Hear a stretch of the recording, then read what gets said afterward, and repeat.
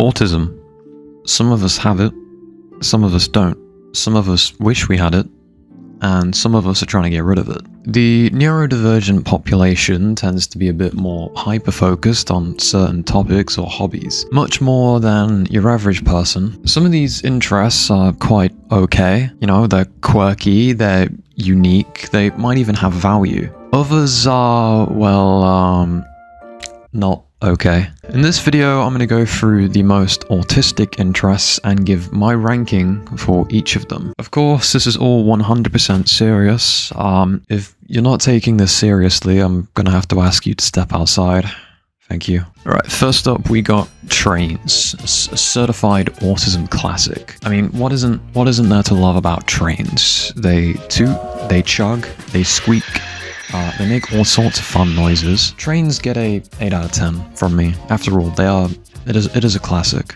War memorabilia, collecting war stuff. A lot of these guys are really into tanks, you know, big machines of death, vehicles of warfare. From what I've seen though, these people usually wouldn't harm a fly, which is a bit ironic given what had to have happened for this stuff to even exist. But overall, a fun, wholesome little hobby. 6 out of 10. And it has some crossover with the next entry on this list. Unironically, being a Nazi is totally cringe. 0 out of 10. Yeah, go get another hobby like stamp collecting or kissing boys. Next up we have STEM. Science, math, engineering, the other thing. This is an autistic interest that actually has a great benefit to mankind, unlike most of the topics we'll be covering. Now, you may think this gives STEM an unfair advantage in the ranking, and it does, but there is a darker side to STEM. Group 731, Inhuman Experiments, Animal Testing, Organ Harvesting. I'm pretty sure the nuclear bomb was invented by an autistic man. Might have to fact check that one. 7 out of 10. Online RP. Now, RP can mean lots of things. Some very unsavory things too. Generally, it involves going into an online game and pretending to be a certain character. Sometimes it even looks fun, but then you realize it's just virtual LARPing without the fancy costumes, so I'm gonna have to give it a 3 out of 10. Strategy games, okay. Anything that involves staring at a screen, looking at numbers or maps. None of these games will ever be as good as Civilization Revolution, so 2 out of 10. Five Nights at Freddy's. I remember when this game came out in like 2013, 2014. Man, that's 10 years ago. Jesus, does time fly or what? I'm glad I got to watch as the fan base surrounding this game increasingly became more and more depraved, rapidly losing their mind in a cesspool of smut and garbage. I think it's safe to say that the majority of the FNAF fans are preteens who just learned how to nut. 1 out of 10. Sonic. I genuinely don't know what it is about Sonic that attracts the absolute worst, most mentally disfigured people. It's a hedgehog man. What is wrong with you guys? Sonic fans scare me. There are good, honest Sonic fans who, you know, just like the games and not any of the gross online stuff. Honestly, I'm not taking any chances. If I see someone wearing a Sonic t-shirt, I will not hesitate to defend myself. 0 out of 10. Next up, Minecraft. You know what? Minecraft gets a solid 8 out of 10 from me. One of the few games I don't regret putting hundreds of hours into as a kid. I look fondly back on those days. Also, Minecraft YouTubers were just built different back then. Online multiplayer games, where the most competitive and primal instincts of man rear their ugly heads. I don't get the appeal, honestly. If I play a game like TF2 or Chivalry 2, my primary focus is in having fun, and some people just don't think that way. I have been kicked in TF2 for posing as the heavy more times than I can count. I mean, look at this, it's funny. I think if you're the type of person who cares more about winning an online game than having fun, there's something in your life that you're clearly not getting, and you should seek help. 2.5 out of 10. Self-help gurus, okay? Let's step away from the computer and talk about self-help. So you've watched a few episodes of Joe Rogan. Maybe you've seen a few Jordan Peterson videos, okay? You've been taking lessons from Charisma on Command. I know you have. I know you have. You're feeling confident. You're feeling pretty good about yourself. You're at the store and you go to talk to the cashier, and then you realize that no matter how hard you try, you'll never be able to act like a normal human being in any sort of social interaction.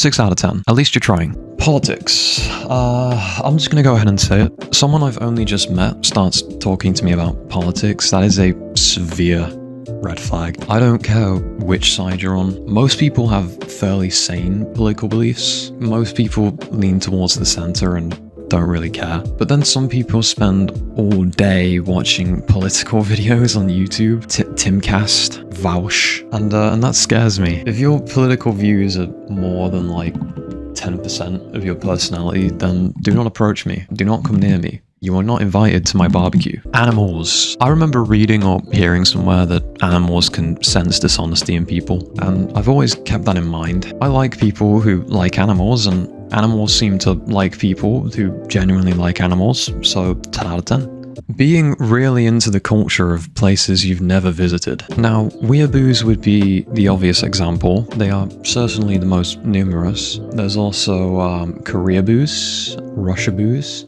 Euroboos, Mexiboos, Swedaboos, Britboos. There are as many boos as there are nations. No one wants to be the weird foreigner in a different country, but it's another level to be the weird foreigner in your own country. 4 out of 10. Art. Art is really hard, like really hard. If you aren't dedicated enough to learn how to draw or paint or do whatever to a professional standard, then that kind of dedication will take you very far in life. That being said, some of the stuff that you guys draw makes me want to paint the walls with my brains, so 6 out of 10. Music. There are varying degrees of how into music people are. It's fine if your like sole interest is music, but some people are just very cringe about it. Like Fantano cells just make me want to they just make me want to do something unpleasant. I used to be one of these people, then I realized that I didn't even like half the crap I was listening to, and also no one cares either way. Music gets a 3 out of 10.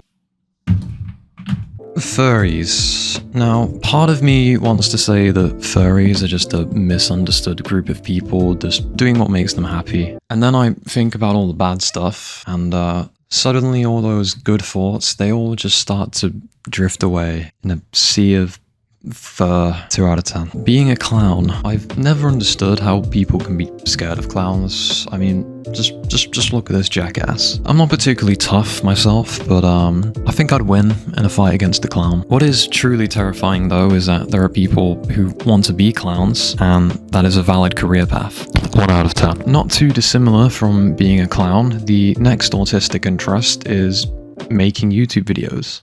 Negative 20 out of 10. Star Wars. I do not see the appeal of Star Wars. I like sci-fi, don't get me wrong, but Star Wars just seems like the expired milk variant of anything cool about the genre. 3 out of 10. Anime. This is another autism classic right here. Believe it or not, it's possible to watch anime without being classed as a weeaboo. You just have to be very careful to not bring it up constantly, otherwise people will think you're a weeaboo. 5 out of 10, I've only ever seen Evangelion. My Little Pony. Do I need to say anything? 10 out of 10. Chess. The thinking man's game. Well, I actually do a lot of thinking myself, believe it or not. In fact, I'm having a thought right now. Oh yeah, I think this game sucks. 0 out of 10. Femboys. Sometimes referred to as traps. Yes, most of these people are autistic. There's a lot of femboys that play Hearts of Iron for some reason. I can't work that one out. If you're a big man, a straight man, if you're a big straight man, and you don't see the benefit in having your sexuality challenged every now and again, then you ain't a real man. 10 out of 10.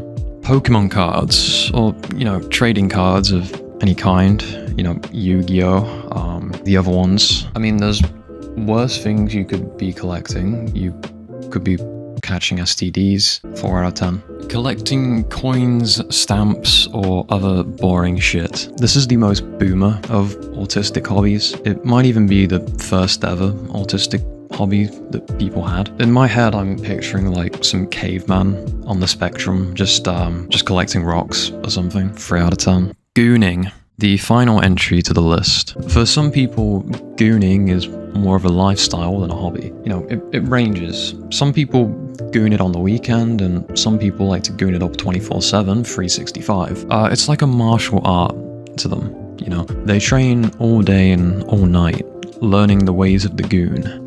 Please stop out of 10. Okay, that's it. Bye bye.